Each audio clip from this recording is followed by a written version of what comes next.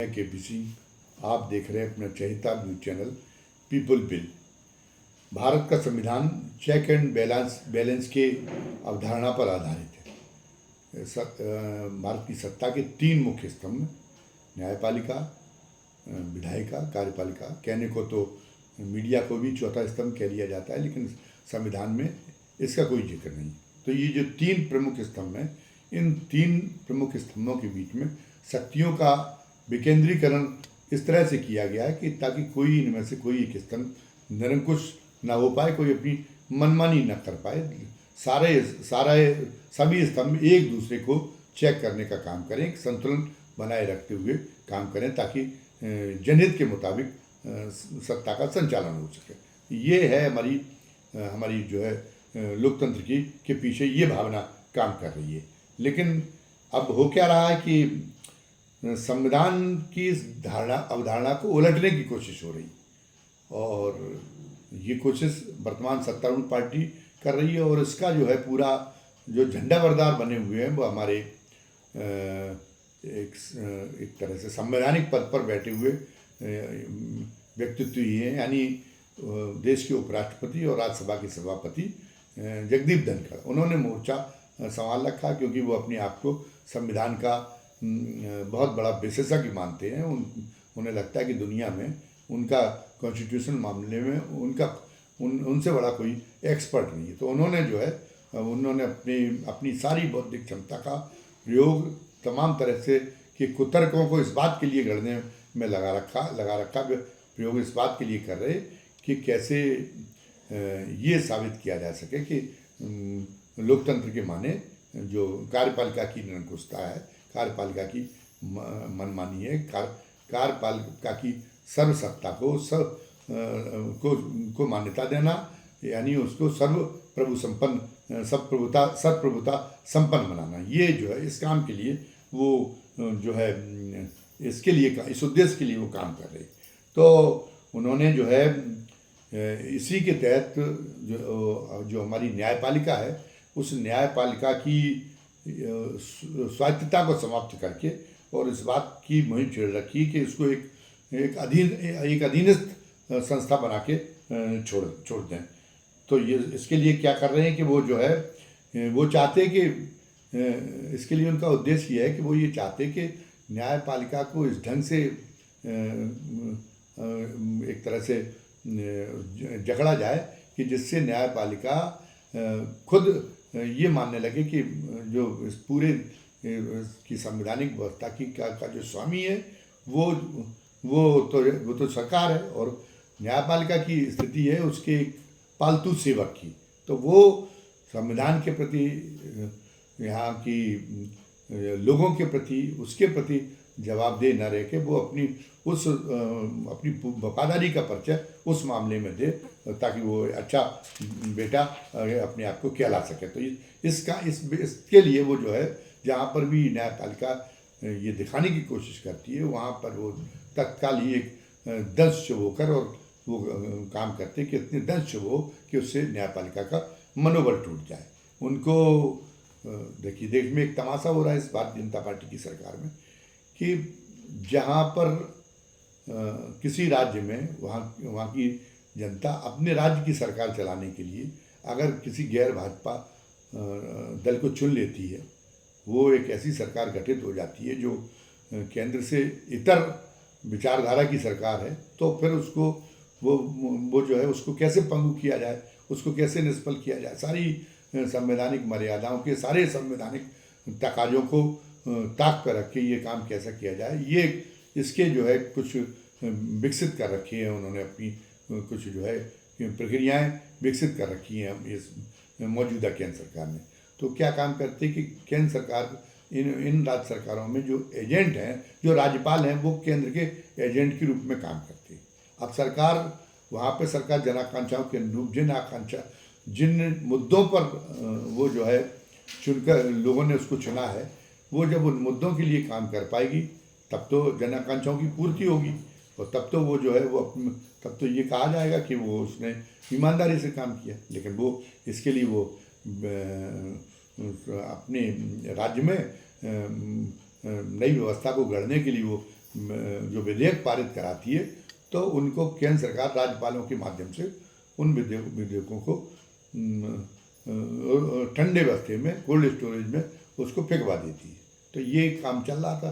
पूरा पता चला कि पूरे किसी राज्य सरकार की पूरी विधानसभा का, उसकी जो विधानसभा है उसका कार्यकाल पूरा समाप्त होने पर आ जाए, और तब भी वो जो विधेयक जो राज्यपाल के यहाँ विचाराधीन थे वो जो है उन पर तब भी न तो उनको नकारा गया और न ही उनको मंजूर किया गया। और इसके बाद में ये और यदि कहीं पर बहुत दबाव भी पड़ा, दोबारा भी अगर उसको पारित अगर कर दिया उन्होंने, उस देखा कि ये नहीं कर रहे हैं और या नामंजूर होके आ गया, अगर उन्होंने दोबारा उसको पारित कर दिया तो फिर दोबारा उन्होंने राज्यपाल ने फिर उसको राष्ट्रपति के पाले में डाल दिया, राष्ट्रपति के यहाँ भेज दिया, राष्ट्रपति को संदर्भित कर दिया, और राष्ट्रपति में के यहाँ पे भी वो जो है वो पता चला कि उसमें चले गए, लंबित सूची में वो चले गए, वो फिर वहाँ पे भी कोई फैसला नहीं हुआ।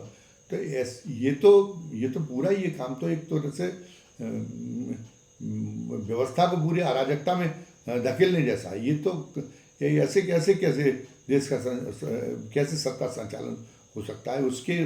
उस राज्य के मतदाताओं को जिन्होंने दूसरी पार्टी की सरकार चुन रखी, ये तो आप जो है उसका अपनी शक्ति का दुरुपयोग करके और उसको दंडित करने का, उसको प्राथमिकता देने का काम कर रहे। ये इसको तो संवैधानिक भावना के तहत तो इसको जो है मान्य किया नहीं जा सकता। तो इसीलिए जब इस मामले में उच्चतम न्यायालय में याचिकाएं पहुंची तो उच्चतम न्यायालय ने कहा कि नहीं, आप इस मामले में एक समयावधि भले ही घोषित न की गई हो, लेकिन एक अब जब ये व्यवस्था में एक बड़ी रुकावट इसकी वजह से देखी जा रही, तो फिर एक समयावधि का हमारा मशवरा है कि वो राज्यपाल और राष्ट्रपति एक समयावधि के तहत इसका फैसला लेने का एक व्यवस्था तय करें कि नहीं, 3 महीने में वो उनको जो हाँ करना है, ना करना है, जो भी करना है, राज्यपाल को राष्ट्रपति को संदर्भित करना है, तो वो 3 महीने के अंदर निपटारा कर दें। और उसके बाद में राष्ट्रपति भवन में यदि वो पहुंचता है ऐसा कोई विधेयक, तो फिर राष्ट्रपति 3 महीने के अंदर जैसा भी जो उसको फैसला लेना वो 3 महीने के अंदर फैसला कर दें, ताकि सुचारू रूप से कार्य संचालन होता रहे उस राज्य का, उसमें कोई रुकावट ना आए। अब ये कर दिया तो ये तो पूरी न्याय भावना के अनुरूप है।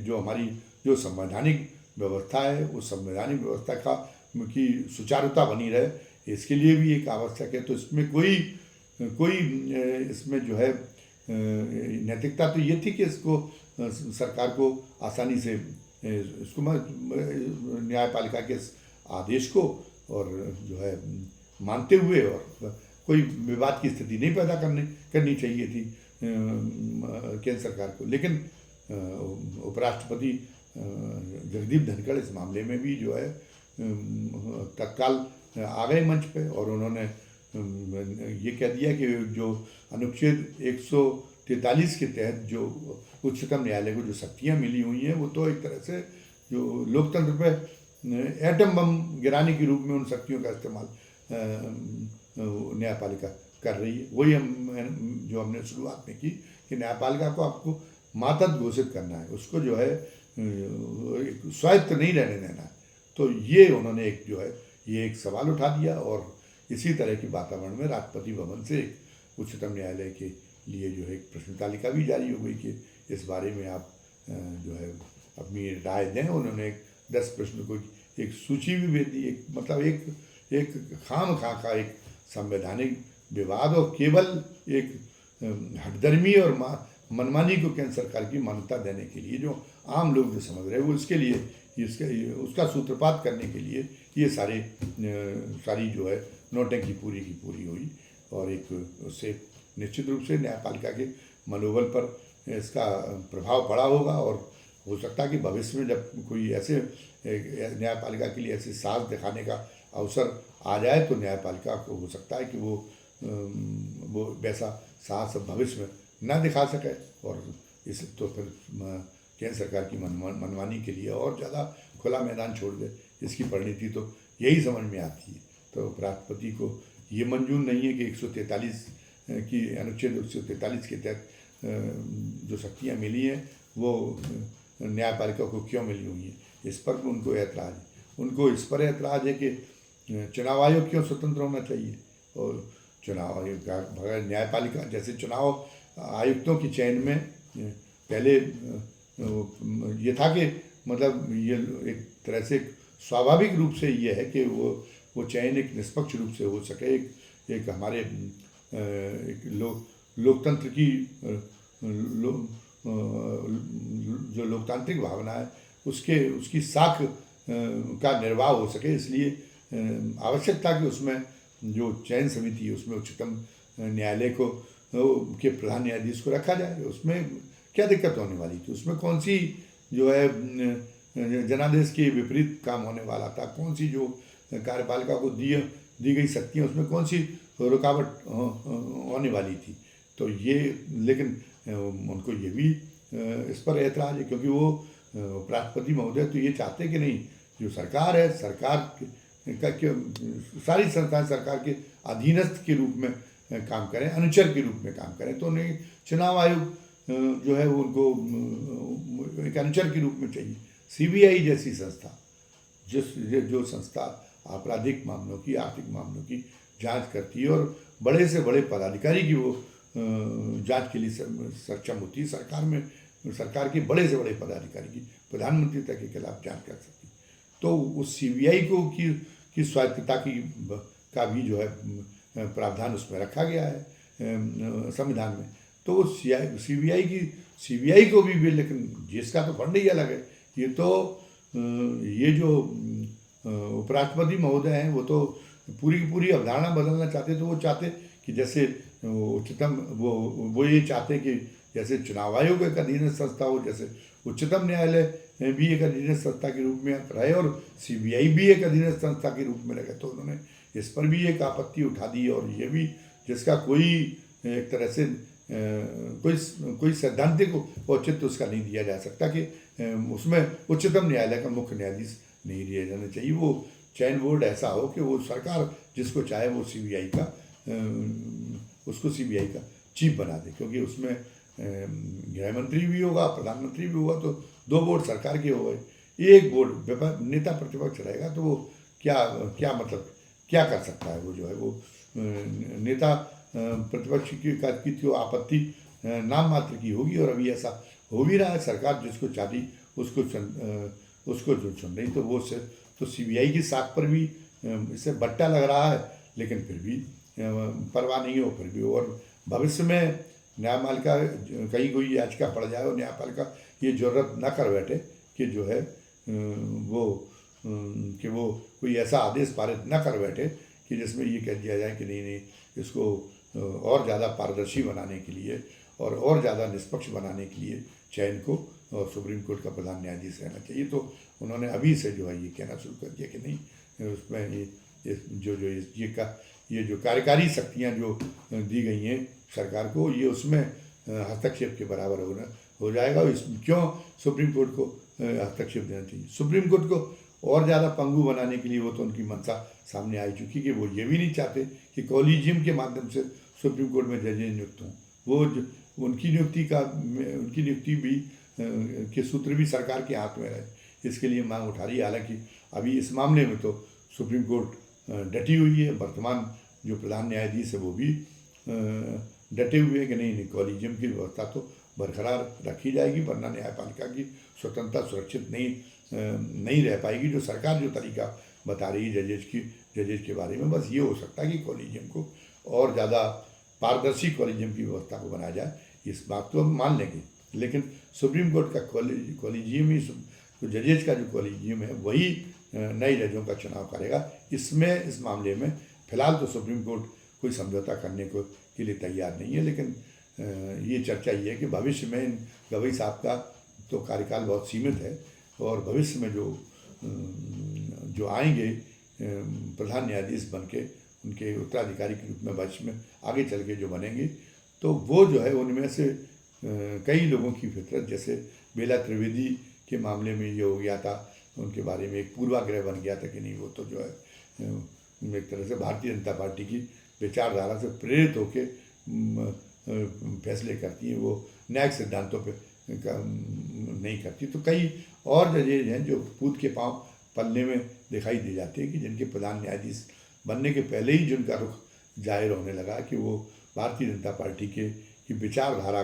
के प्रति उनकी बड़ी आसक्ति है, बड़ा अनुराग है। तो वो न्यायिक सिद्धांतों को उस विचारधारा के लिए परे रखकर वो काम करने की अपनी फितरत जता चुके हैं। तो अब तो जोखिम है कि जब ये इनकी जो रट जारी रहेगी तो कल को हो सकता है कि कोई न्यायपालिका के माध्यम से ही कॉलेजियम का अंत हो जाए। न्यायपालिका खुद ही अपने लिए ये आत्मघाती कदम अगर उठा ले तो ये बड़ी बात नहीं होगी। ये हो सकता है कि वो जो है खुद न्यायपालिका के माध्यम से ही ऐसा हो जाए।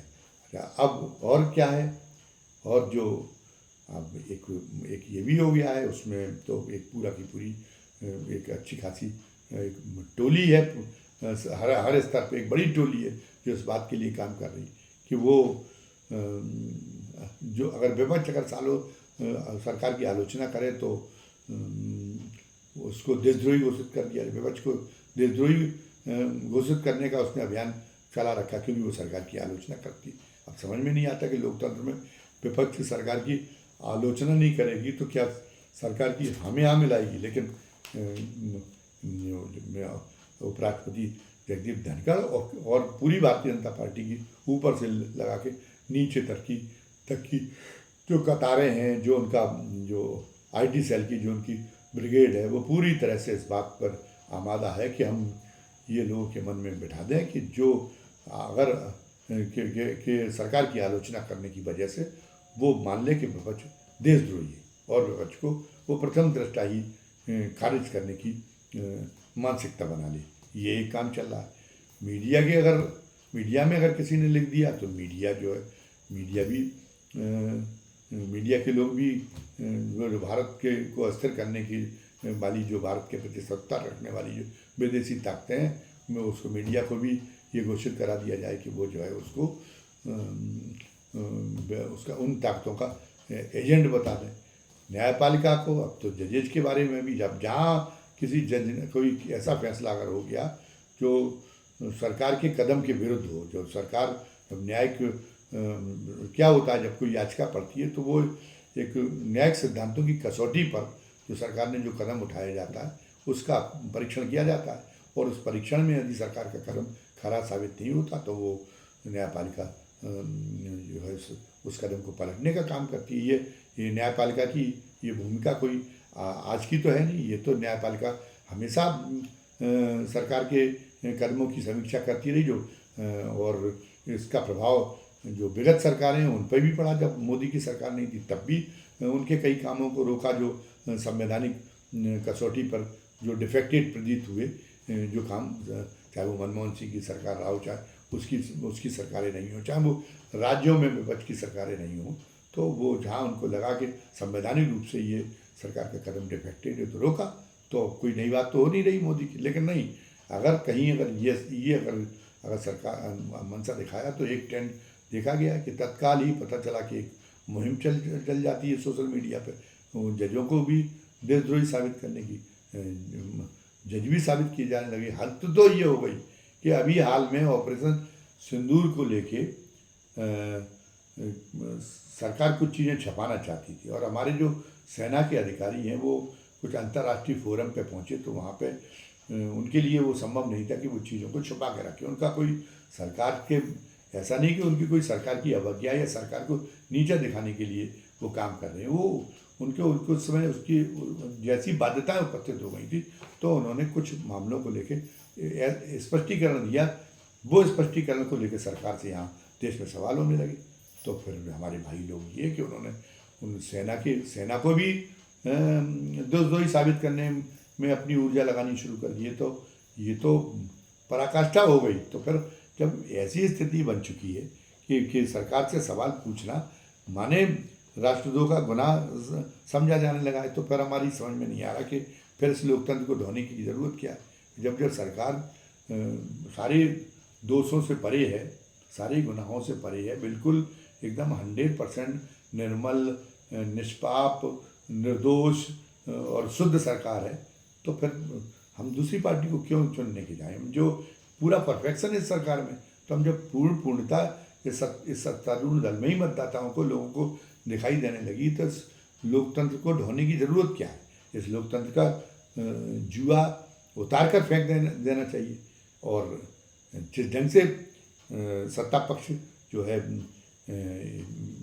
ये लोगों का इस मामले में जो उदाहरण अभी हमने गिनाए वो ब्रेन वॉश करने में सफल हो रहा है, तो उससे लगता है कि ऐसी स्थितियाँ बनती जा रही हैं। मतलब ये जो है, लोग ही अपने पैरों पे कुल्हाड़ी मार लेंगे, लोग ही लोकतंत्र को नकार देंगे कि ऐसी सरकार को बार बार चुनाव का सामना करना पड़ता, बार बार कटघरे में खड़ा होना पड़ता। जब एक तरह ईश्वरी अवतार वाले लोग इस सरकार की कमान संभाले हुए हैं, तो हम दूसरी तरफ मुंह क्यों करें? दूसरी ज़रूरत क्या? क्यों ऐसे लोग क्यों सरकार को परेशान करने के लिए हम ऐसे लोगों का अस्तित्व स्वीकार करें? तो ऐसे लोगों का अस्तित्व अगर जो है अगर ऐसे लोगों का अस्तित्व ही नकार दिया जाए तो न रहेगा बाँस, न बहेगी, न बसेगी बाँसुरी। यानी ये संविधान और ये लोकतंत्र, ये जो बेकार की चीज़ें हैं, और हमारे भले के सोचने का सारा ठेका सरकार में बैठे हुए लोगों ने ले रखा है। तो इसलिए किसी को ज़रूरत नहीं न तो कि सरकार से सवाल करे, और सरकार से सवाल करने वाली किसी संस्था के भी अस्तित्व की हमें कोई ज़रूरत नहीं है। तो ये जो है, ये एक भूमिका तैयार हो रही है जो लोकतंत्र और संविधान, जिससे लोकतंत्र और संविधान के गला घोंटने के लिए लोग खुद ही तैयार हो जाएंगे, और जो लोग संविधान को बचाने की मुहिम चला रहे हैं, उन सबको जो है वही उसी गाने की स्थिति का सामना करना पड़ेगा कि ले जाएंगे, देखने वाले देखते रह जाएंगे। ऐसी स्थितियाँ बनने जा रही। अभी की वीडियो में बस इतना ही। धन्यवाद। जय हिंद, जय भारत।